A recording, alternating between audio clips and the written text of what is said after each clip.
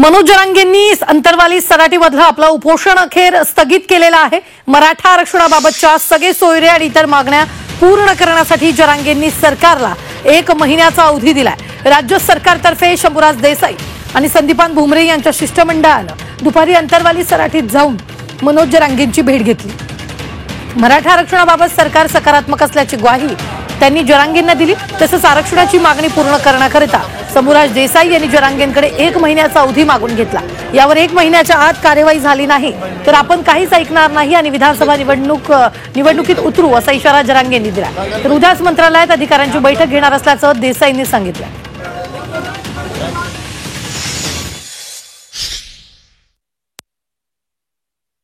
आमचं राजकारण उद्देश नाही, आमचं सगळ्यांचं ध्येय मराठ्यातल्या गोरगरिबाचे लेकर मोठे करायचे, त्यांना आरक्षण द्यायचं, याच्यासाठी आम्ही हा लढा उभा केला, राजकारणासाठी नाही।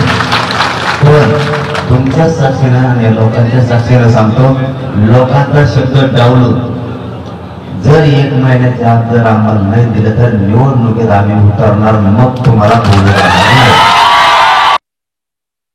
सरकारचा मंत्री म्हणून मी आपल्या साक्षीनं, छत्रपती शिवाजी महाराजांच्या साक्षीनं ज्या ज्या गोष्टी इथं मान्य केलेल्या आहेत त्याची पूर्तता करणं ही राज्य सरकारचा मंत्री म्हणून माझी कर्तव्य आहे, माझी जबाबदारी आहे। आणि निश्चितपणे माननीय मुख्यमंत्री एकनाथ शिंदे साहेबांच्या नेतृत्वाखाली हे सरकार मराठा समाजाच्या आरक्षणाचा, सगळ्या सोयऱ्यांच्या अंमलबजावणीचा लवकरात लवकर जो 1 महिन्याचा वेळ लावण्याने आम्हाला दिलेला आहे त्याच्या आत निश्चितपणे याच्या बाबतीत सकारात्मक निर्णय आम्ही घेऊ, एवढी ग्वाही देतो। आमच्या सगळ्यांना, तुमच्या सगळ्यांच्या विनंतीला मान देऊन दादांनी हे उपोषण स्थगित करावं अशी परत एकदा दादांना या ठिकाणी विनंती करतो।